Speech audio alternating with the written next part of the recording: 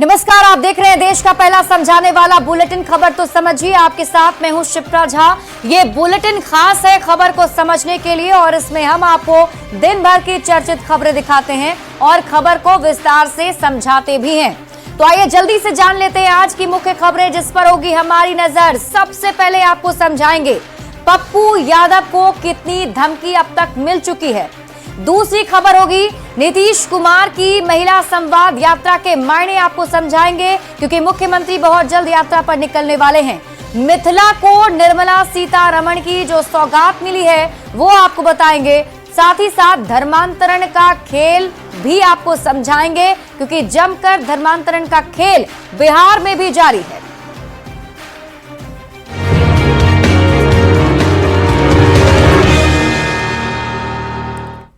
और देखिए सबसे पहले बात करेंगे पूर्णिया के सांसद पप्पू यादव को एक बार फिर से धमकी मिली है। पप्पू यादव को 24 घंटे के अंदर हत्या की धमकी दी गई है। पाकिस्तान के नंबर से मैसेज आया और बम ब्लास्ट का एक वीडियो भी आया है। पप्पू यादव ने जांच की मांग की है और इसके साथ ही जेड स्तर के सुरक्षा की मांग उनकी तरफ से की गई। सबसे पहले आप ये रिपोर्ट देखिए फिर खबर तो समझिए। आखिरी 24 घंटों में तेरी हत्या कर देंगे हमारे साथी। तैयारी मुकम्मल है। हमारे साथी तेरे बहुत पास पहुंच गए हैं। Enjoy your last day. धमकी भरे ये कुछ शब्द उस मैसेज का हिस्सा है जिसके जरिए एक बार फिर बिहार के पूर्णिया सांसद पप्पू यादव को जान से मारने की धमकी दी गई है। मैं बार बार कहता हूं, मैं ऐसी धमकी से नहीं डरता। पाकिस्तानी नंबर से भेजे गए धमकी भरे इस मैसेज के साथ ब्लास्ट की एक तस्वीर भी भेजी गई है।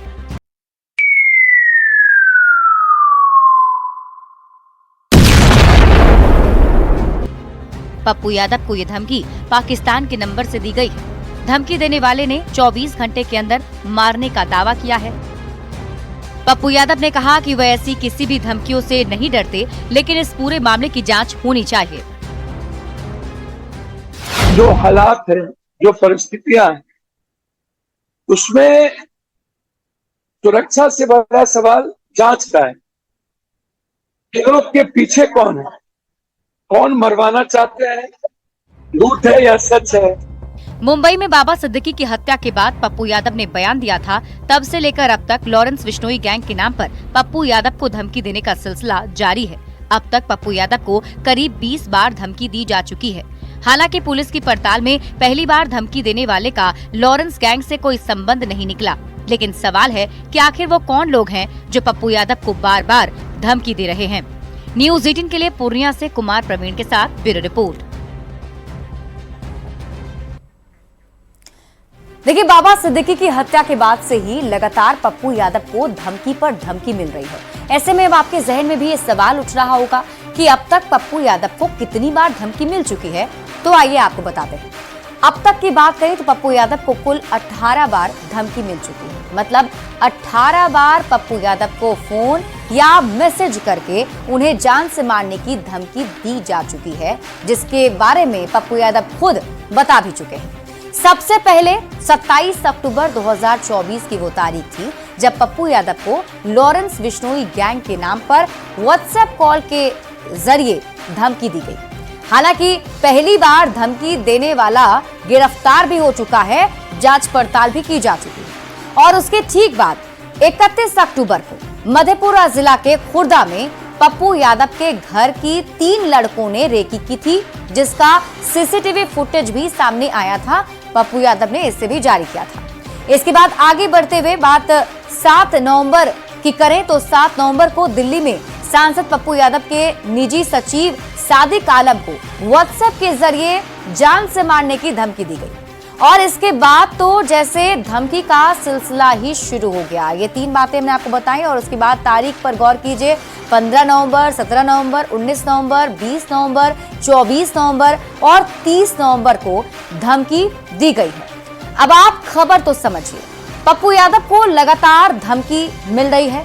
ये धमकी जो पप्पू यादव को दी जा रही है लॉरेंस बिश्नोई गैंग के नाम से दी जा रही है। मतलब उनके नाम पर ही इन्हें धमकाया जा रहा है।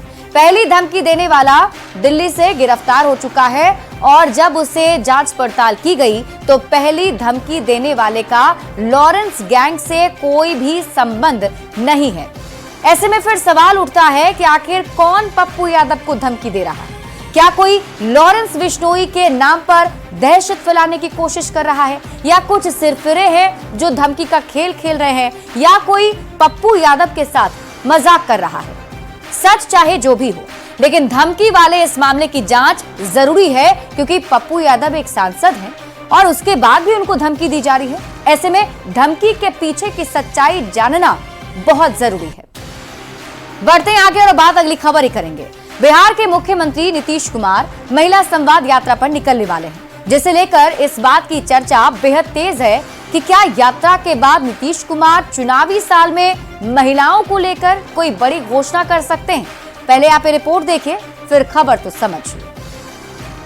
नहीं है क्या से जितना काम हुआ है याद करिए, याद था। बिहार के सीएम नीतीश कुमार ने महिलाओं के कहने पर शराबबंदी लागू की। अब चुनावी साल यानी 2025 में नीतीश कुमार महिला संवाद यात्रा पर निकलने वाले हैं। एनडीए का नेता नीतीश कुमार जी अपने कामों के आधार पर फिर जनता के बीच में जा रहे हैं। जनता क्या किए हुए कार्यों से नीतीश कुमार जी बार बार सत्ता में आते हैं। नीतीश कुमार की महिला संवाद यात्रा के पहले बिहार की सियासत में इस बात की चर्चा तेज हो गई है कि नीतीश कुमार चुनावी साल में महिलाओं को लेकर कोई बड़ी घोषणा कर सकते हैं। नीतीश कुमार जी महिलाओं से संवाद करने के लिए यात्रा पर जा रहे हैं, महिलाओं की समस्याओं को नजदीक से जानने और सुनने के लिए जा रहे हैं। तो आगे कुछ न कुछ उनका सोच है। जब नीतीश कुमार जी का कुछ सोच होता है तभी वो इस तरह का यात्रा निकालते हैं। तो इसलिए जरूर महिलाओं के लिए कुछ अच्छा होने वाला है। अब 2025 के पहले नीतीश कुमार महिलाओं का मूड भांपने निकले हैं या जमीन पर हुए विकास कामों का जायजा लेने, ये तो वही जानते होंगे। आदरणीय नीतीश कुमार जी यात्रा पर निकले, महिलाओं से संवाद करें, इससे फर्क क्या पड़ना है? वैसे देश के कई राज्यों में महिलाओं के लिए चलाई गई योजनाओं ने राजनीति की हवा बदल दी है। चाहे झारखंड की मैया सम्मान योजना हो या महाराष्ट्र की लाड़की बहना योजना। नीतीश कुमार का महिलाओं के साथ कनेक्ट करना और महिलाओं को जोड़ना, यह तुरुप का पत्ता आने वाले 2025 के विधानसभा चुनाव में साबित होता हुआ दिखाई पड़ेगा। हालांकि एनडीए के नेताओं का दावा है कि सीएम नीतीश कुमार पहले भी महिलाओं के लिए बहुत कुछ कर चुके हैं। चाहे शराबबंदी हो या पुलिस भर्ती से लेकर पंचायत और निगम में महिलाओं के लिए आरक्षण की व्यवस्था करना, बेटियों के लिए पोशाक योजना हो या साइकिल योजना, नीतीश कुमार ने आधी आबादी के लिए बहुत कुछ किया है। महिला संवाद योजना के पीछे मकसद क्या है, ये वही जानते होंगे। न्यूज़ 18 के लिए पटना से आनंद अमृतराज के साथ ब्यूरो रिपोर्ट। देखिए, हाल के दिनों में हुए चुनाव में महिलाओं के लिए चल रही योजनाओं को जीत की गारंटी माना जाने लगा है। कयासबाजी लगाई जा रही है कि क्या यात्रा के बाद बिहार के सीएम नीतीश कुमार भी क्या कोई योजना शुरू करने जा रहे हैं। ऐसे में ये जानना जरूरी है कि वो कौन सी, किस राज्य की योजनाएं हैं जो गेम चेंजर साबित हुई हैं। तो आइए सबसे पहले उसकी बात करते हैं। महिलाओं के लिए किस राज्य में कौन सी योजना है, इसकी अगर हम बात करें, शुरुआत हम अपने पड़ोसी राज्य झारखंड से करें तो झारखंड में मैया सम्मान योजना दी गई। पश्चिम बंगाल की बात कर लीजिए, पश्चिम बंगाल में भी महिलाओं के लिए योजना चलाई जा रही है जिसे लक्ष्मी भंडार योजना कहा जाता है। मध्य प्रदेश की बात कर लीजिए, मध्य प्रदेश में लाडली बहना योजना जो है वो जारी है। महाराष्ट्र की बात कर लीजिए, सर महाराष्ट्र में भी लाड़की बहन सम्मान योजना चलाई गई। वहीं कर्नाटक की बात करें तो कर्नाटक में गृह लक्ष्मी योजना चलाई जा रही है। हालांकि नीतीश कुमार इसके पहले भी महिलाओं के लिए कई योजनाएं चला चुके हैं। एक बार उन पर अगर हम नजर डालें तो मुख्यमंत्री बालिका पोशाक योजना शुरू की थी। मुख्यमंत्री ने बालिका साइकिल योजना की शुरुआत की, जिसके तहत सभी लड़कियों को साइकिल दिया गया। बिहार शताब्दी मुख्यमंत्री बालिका पोशाक योजना जो है शुरू की गई। इसके साथ ही जय प्रभा जननी शिशु आरोग्य योजना भी नीतीश सरकार लेकर आई। एक्सप्रेस योजना भी नीतीश सरकार लेकर आई है और मुख्यमंत्री कन्या विवाह योजना, इसके तहत भी सरकार जो है विवाह में भी मदद करती है। लक्ष्मीबाई पेंशन योजना की भी शुरुआत पहले से ही की गई है, जो चलती आ रही है। मुख्यमंत्री कन्या सुरक्षा योजना भी बिहार में चलाई जा रही है। साथ ही साथ मुस्लिम परित्यक्ता महिलाओं को स्वरोजगार के लिए अनुदान देना, स्वयं सहायता समूह जो जीविका दीदी हैं उन्हें बढ़ावा देना। इसके साथ ही बिहार की बेटियों के लिए भी नीतीश कुमार ने कई योजनाएं चलाई हैं, जिनमें आपको ये सामने जो टीवी स्क्रीन पर आपको दिखा रहे हैं उनकी 3 बड़ी योजना, साइकिल योजना, पोशाक योजना, छात्रवृत्ति योजना, इसकी पूरे देश में भी चर्चा होती रही है। माना जाता है कि इन योजनाओं ने बिहार में बेटियों की शिक्षा की तस्वीर बदल कर रख दी और इन्हीं योजनाओं की वजह से बिहार में लड़कों के मुकाबले लड़कियां ज्यादा परीक्षा में भी बैठती हैं। यही नहीं, नीतीश कुमार ने महिलाओं को आरक्षण भी दिया है। एक बार उस पर भी नजर डाल लेते हैं। किस क्षेत्र में नीतीश कुमार ने महिलाओं को आरक्षण दिया है, इसकी अगर हम बात करें तो सरकारी नौकरी में सबसे पहले बात कीजिए, 35% आरक्षण सरकारी नौकरी में महिलाओं को दिया गया है। पुलिस विभाग की बात कर लीजिए, पुलिस विभाग में भी 35% आरक्षण नीतीश सरकार ने महिलाओं को दिया है। 2013 से इसे लागू किया गया। पंचायती राज में 50% आरक्षण महिलाओं को दिया गया, 2006 से ही ये लागू है। नगर निकाय में 50% का आरक्षण महिलाओं को दिया गया, 2007 से ही इसे लागू किया गया था।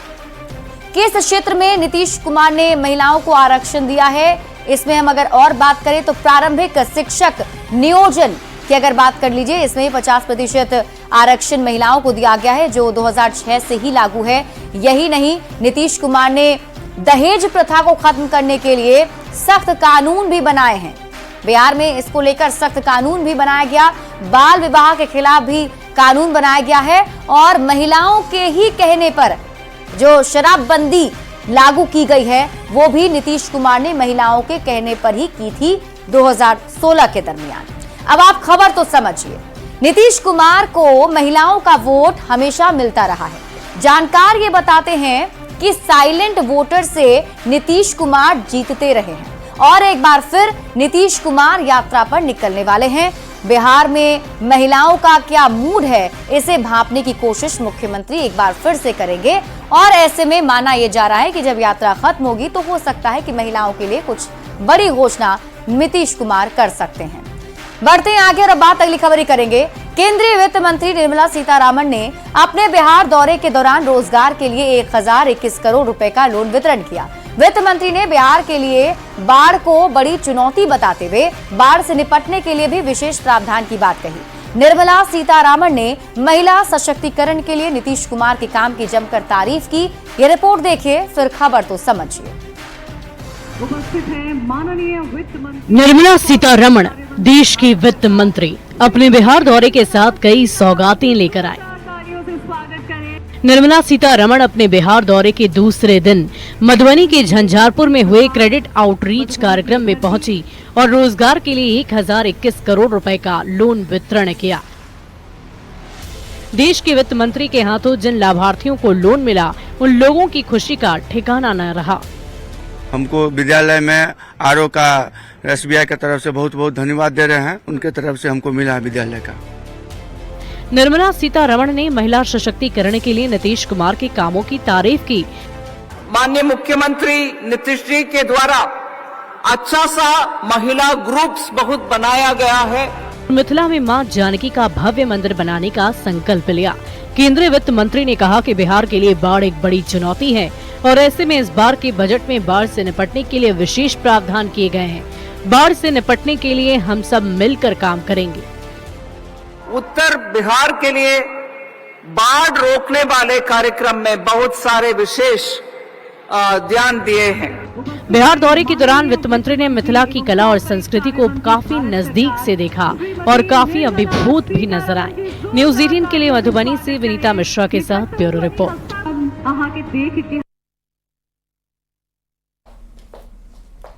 और अब आप खबर तो समझिए, निर्मला सीतारामन देश की वित्त मंत्री हैं और वित्त मंत्री बिहार दौरे पर आई थी। 2 दिवसीय उनका बिहार का ये दौरा था।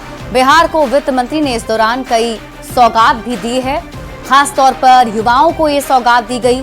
और बिहार में बाढ़ की समस्या हमेशा से रही है और एक बड़ी समस्याओं में से एक है, तो वित्त मंत्री ने बाढ़ से बिहार को उबारने के लिए मिलकर काम करने की बात कही है। और इस दरमियान उन्होंने सीएम नीतीश कुमार की भी जमकर काम की तारीफ की है। बढ़ते हैं आगे और बात अगली खबर करेंगे। बक्सर में पिछले दिनों हुए ईसाई मिशनरीज की ओर से धर्मांतरण के खेल में कई चौंकाने वाले खुलासे हुए हैं। जबरन धर्मांतरण के धंधे को एजेंट के जरिए आगे बढ़ाया जा रहा है और इसमें विदेशों में संचालित संस्थाओं की मिलीभगत की बात भी सामने आ रही है। ये रिपोर्ट देखिए, फिर खबर तो समझिए।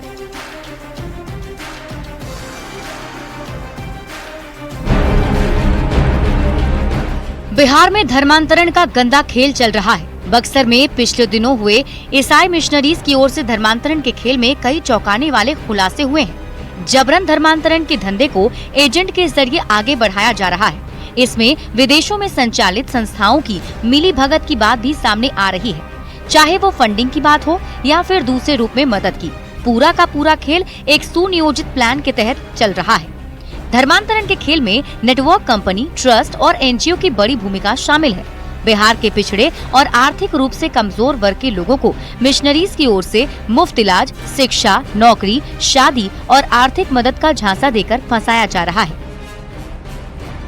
बक्सर में हुए धर्मांतरण के खेल में तमिलनाडु के होप इंडिया वेलफेयर ट्रस्ट का नाम भी सामने आया है, जिसमें एक आरोपी राज मसीह के नाम का भी खुलासा हुआ है। ऐसे में जांच का दायरा बढ़ गया है और हर एक एंगल से जांच तेज हो गई है।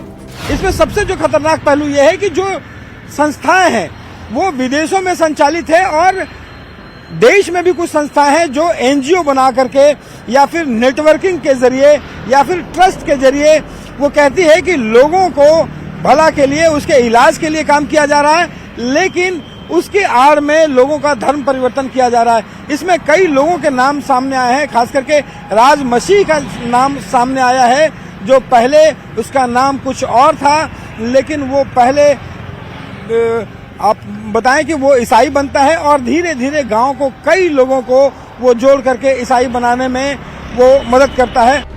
बिहार में धर्मांतरण का खेल कई जिलों में जारी है। धर्मांतरण का खेल दरअसल दूर दराज के इलाके में होता है। ऐसे इलाके में जहां सुविधाओं का अभाव होता है, जहां कम पढ़े लिखे लोग होते हैं, वहां धर्मांतरण होता है। ईसाई मिशनरीज के लोग ऐसे इलाके में अपनी पैठ बढ़ाते हैं, फिर मिशनरीज की ओर से आर्थिक मदद की जाती है। बीमारी दूर करने का झांसा दिया जाता है। गरीब लोग मिशनरीज के झांसे में फंस जाते हैं। बड़ा सवाल है कि डराना, धमकाना या लालच देकर धर्मांतरण कानूनी अपराध है, लेकिन बिहार में धर्मांतरण का ये खेल कैसे जारी है? न्यूज़ 18 के लिए रवि एस नारायण की रिपोर्ट। और अब समझते हैं कि भारत में धर्म परिवर्तन पर क्या स्थिति है। देखिए, भारतीय संविधान में धर्म परिवर्तन को लेकर कोई स्पष्ट अनुच्छेद नहीं है।